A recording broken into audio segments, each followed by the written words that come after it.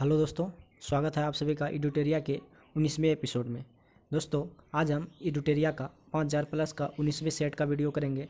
दोस्तों, अगर आप पहले सेट से 18वें सेट तक का वीडियो नहीं देखे हैं तो दोस्तों वो वीडियो ज़रूर देख लें। तो चलिए दोस्तों, आज जो है 19वां सेट की ओर चलते हैं। तो सबसे पहले जो क्वेश्चन आपका स्क्रीन पर है, कह रहा है कि किस क्षेत्र को मरुस्थल क्षेत्र माना जाता है। किस क्षेत्र को मरुस्थल क्षेत्र माना जाएगा, मरुस्थल माना जाएगा यदि जो है वार्षिक वर्षा जो आता है। दोस्तों, वार्षिक वर्षा अगर 25 सेंटीमीटर से कम हो, 25 सेंटीमीटर से कम हो तो उसे मरुस्थल माना जाएगा। किसको क्या माना जाएगा दोस्तों?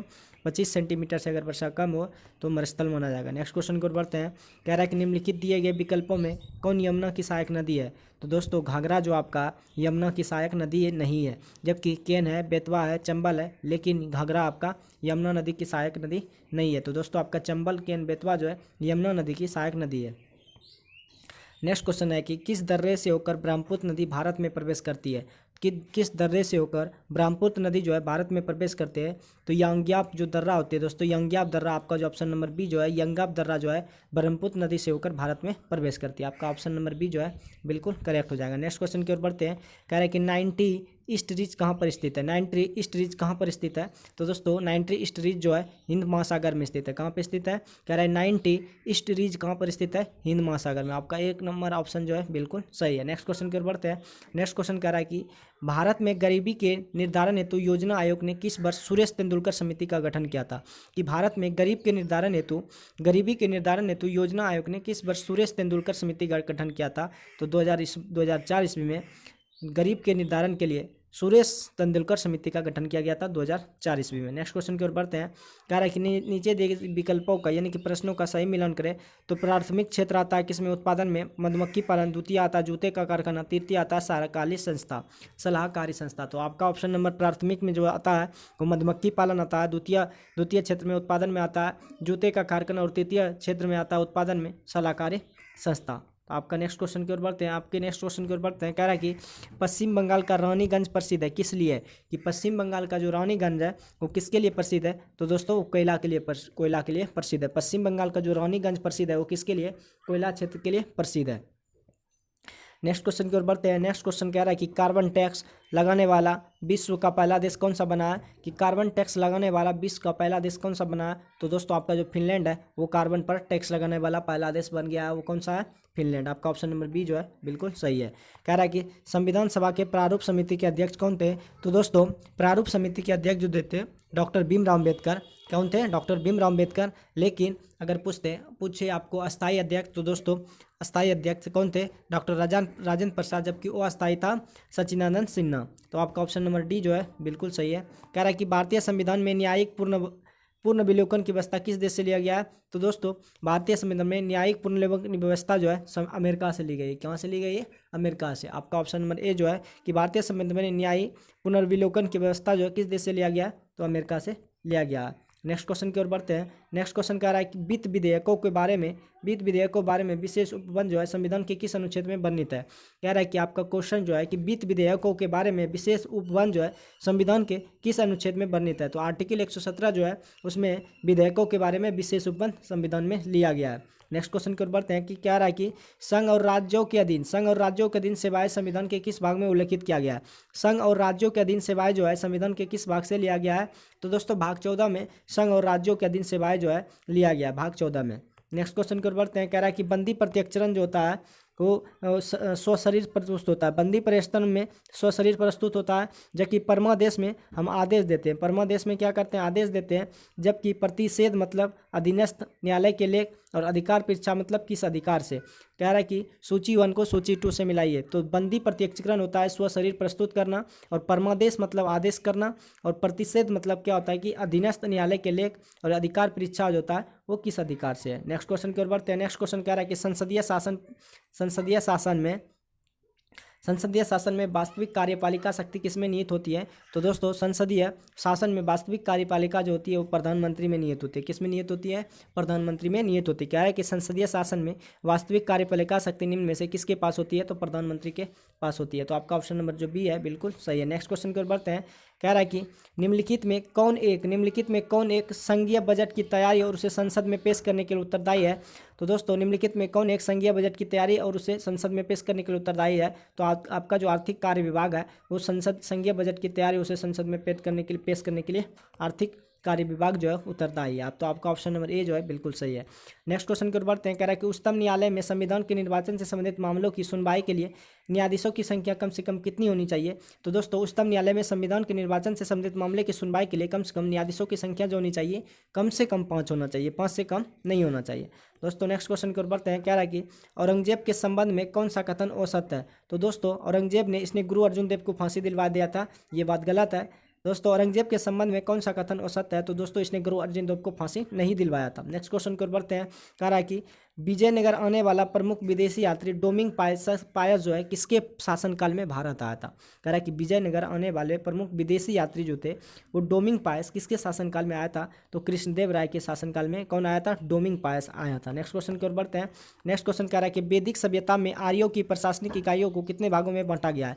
वैदिक सभ्यता में आर्यों की प्रशासनिक इकाई को कितने भागों में बांटा गया है? तो आपका जो है 5 भागों में बांटा गया। कि वैदिक सभ्यता में आर्यों की प्रशासनिक इकाई को कितने भागों में बांटा गया? 5 भागों में बांटा गया। नेक्स्ट क्वेश्चन की ओर बढ़ते हैं। कह रहा है कि सिंधु घाटी सभ्यता का सबसे बड़ा स्थल कौन सा है? तो दोस्तों सिंधु घाटी सभ्यता का जो सबसे बड़ा स्थल है वो मोहनजोदड़ो है। सिंधु सभ्यता का जो सबसे बड़ा स्थल है वो कौन है? मोहनजोदड़ो। आपका ऑप्शन नंबर बी है बिल्कुल करेक्ट हो जाएगा।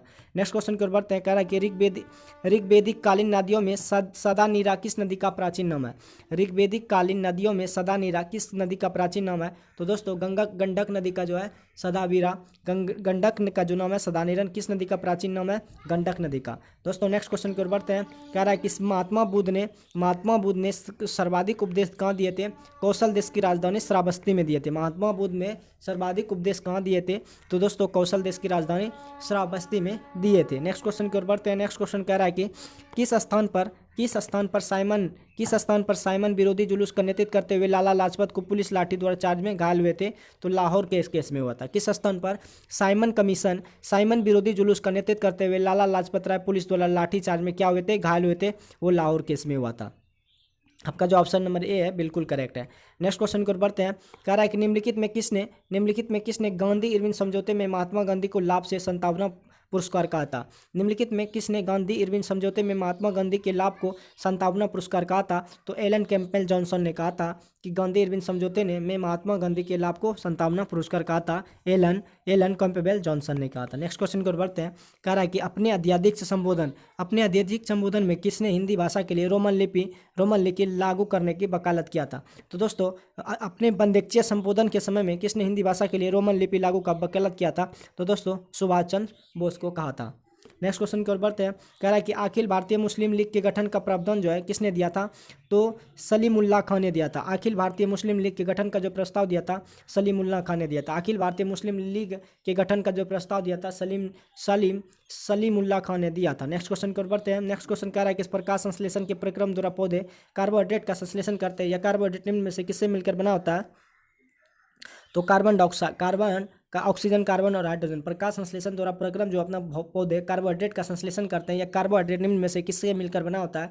तो दोस्तों उसमें ऑक्सीजन होता है, कार्बन होता है और हाइड्रोजन होता है। नेक्स्ट क्वेश्चन की ओर बढ़ते हैं। कह रहा है निम्नलिखित में कौन जो है पादप हार्मोन नहीं है? कह रहा है निम्नलिखित में कौन पादप हार्मोन नहीं है? तो दोस्तों आपका जो है एपिनेफ्रिन जो है वो पादप हार्मोन नहीं है। जबकि दोस्तों जिब्रेलिन पादप हार्मोन है, ऑक्सिन है, साइटोकाइनिन है, लेकिन एपिनेफ्रिन जो है वो पादप हार्मोन नहीं है। नेक्स्ट क्वेश्चन की ओर बढ़ते हैं। कह रहा है कि हैजा जो है वो किसके कारण होता है? तो हैजा जो दोस्तों बैक्टीरिया के कारण होता है, डेंगू वायरस के कारण होता है, फील पॉक्स कृमि के कारण, मलेरिया जो है प्रोटोजोआ के कारण होता है। दोस्तों कह रहा है कि हैजा किसके कारण होता है? तो बैक्टीरिया के कारण, डेंगू जो होता है वायरस के कारण होता है, फील पॉक्स होता है कृमि के कारण, और मलेरिया जो होता है दोस्तों वो प्रोटोजोआ के कारण होता है। नेक्स्ट क्वेश्चन की ओर बढ़ते हैं। नेक्स्ट क्वेश्चन आपके स्क्रीन पर कह रहा है कि निम्नलिखित में कौन अनुवांशिक रोग है? निम्नलिखित में कौन अनुवांशिक रोग है? तो दोस्तों आपका हीमोफीलिया, थैलेसीमिया, सिजोफ्रेनिया जो है इनमें सभी कौन है? ये सब अनुवांशिक रोग है। नेक्स्ट क्वेश्चन की ओर बढ़ते हैं। कह रहा है कि निम्नलिखित में कौन जीव निमेटोडा संघ के अंतर्गत आते हैं? तो दोस्तों एस्केप्टिस, फिलेरियसिस और पिनबर्ग जो है एक निमेटोडा संघ के अंतर्गत आते हैं। नेक्स्ट क्वेश्चन की ओर बढ़ते हैं। नेक्स्ट क्वेश्चन कह रहा है लार में मुख्यतः किस प्रकार के पाचक एंजाइम पाए जाते हैं? तो लार में मुख्यतः 2 प्रकार के पाचक एंजाइम पाए जाते हैं। लार में मुख्यतः 2 प्रकार के पाचक एंजाइम पाए जाते हैं। नेक्स्ट क्वेश्चन की ओर बढ़ते हैं। नेक्स्ट क्वेश्चन कह रहा है कि निम्नलिखित में किसे कोशिकीय ईंधन कहा जाता है? तो ग्लूकोज को कोशिकीय ईंधन कहा जाता है। ग्लूकोज को कोशिकीय ईंधन कहा जाता है। नेक्स्ट क्वेश्चन की ओर बढ़ते हैं। कह रहा है कि अधिकांश कीट श्वसन कैसे करते हैं? तो दोस्तों अधिकांश कीट जो श्वसन करते हैं वो वातक तंत्र से करते हैं, और मछली जो सांस लेती है गलफड़े के द्वारा सांस लेती है। अधिकांश कीट जो श्वसन करते हैं वो वातक तंत्र से करते हैं। कह रहा है कि साबुन के पतले झाग में चमकदार रंगों का बनना किस परिघटन का परिवर्तन है? तो परावर्तन और व्यतिकरण का परिवर्तन है। साबुन के पतले झाग में चमकदार रंगों का बनना किस परिघटना का परिणाम है? तो परावर्तन और व्यतिकरण है। दोस्तों तंतु प्रकाश की संचार में संकेत किस रूप से प्रभावित होती है? कह रहा है तंतु प्रकाश की संचार से संकेत किस रूप से प्रभावित होता है? तो प्रकाश तरंग प्रभावित होता है। तंतु प्रकाशिक संचार से संकेत किस रूप में प्रभावित होता है? तो प्रकाश तरंग। आपका ऑप्शन नंबर डी जो है बिल्कुल करेक्ट हो जाएगा। नेक्स्ट क्वेश्चन की ओर बढ़ते हैं। कह रहा है कि यदि एक लोलक को भूमध्य रेखा से ध्रुवों की ओर ले लाया जाता है तो उसका अर्थ क्या होगा? तो दोस्तों घट जाएगा। यदि एक लोलक को भूमध्य रेखा से ध्रुवों की ओर ले जाए तो उनका आवर्तकाल क्या होगा? घट जाएगा, यानी कि न्यूनतम हो जाएगा। नेक्स्ट क्वेश्चन की ओर बढ़ते हैं। नेक्स्ट क्वेश्चन कह रहा है कि साबुन के बुलबुले के अंदर दाब जो है वायुमंडलीय दाब से क्या होता है? अधिक होता है। साबुन के बुलबुले के अंदर का दाब जो होता है वो वायुमंडल के दाब से क्या होते हैं? अधिक होते हैं। साबुन के बुलबुले के अंदर का दाब जो होता है वायुमंडलीय दाब से अधिक होता है। नेक्स्ट क्वेश्चन की ओर बढ़ते हैं। कह रहा है कि जब एक वस्तु एक समानुवृत्तीय वेग से त्वरित होती है तो निम्नलिखित में कौन सा परिवर्तित होता है? तो दिशा परिवर्तित होता है। द्रव्यमान नहीं होता, संवेग नहीं होता, गति नहीं होता, लेकिन दिशा परिवर्तित होता है। जब एक वृत्ताकार पर चलता है तो दिशा हमेशा क्या होता है? चेंज होते रहता है। कह रहा है कि किस अक्रिय गैस में छोड़कर सभी उत्कृष्ट गैसों के परमाणु की अंतिम कक्षा में 8 इलेक्ट्रॉन होते हैं? तो दोस्तों अक्रिय गैस को छोड़कर, यानी कि हीलियम जो है उसमें छोड़कर, जैसे कि आर्गन, रेडॉन, जीनॉन, इस सब में बाह्यतम कक्षा में जो होता है दोस्तों वो 8 इलेक्ट्रॉन होता है। अंतिम कक्षा को बाह्यतम कक्षा के नाम से भी जाना जाता है। कह रहा है कि अम्ल धातु कार्बोनेट के साथ अभिक्रिया करके निम्न में से कौन सा गैस निर्माण करते हैं? तो अम्ल धातु कार्बोनेट के साथ अभिक्रिया करके कार्बन डाइऑक्साइड गैस का निर्माण करता है। अम्ल धातु कार्बोनेट के साथ अभिक्रिया करके निम्नलिखित में कौन सा गैस निर्माण करता है? तो कार्बन डाइऑक्साइड का निर्माण करता है।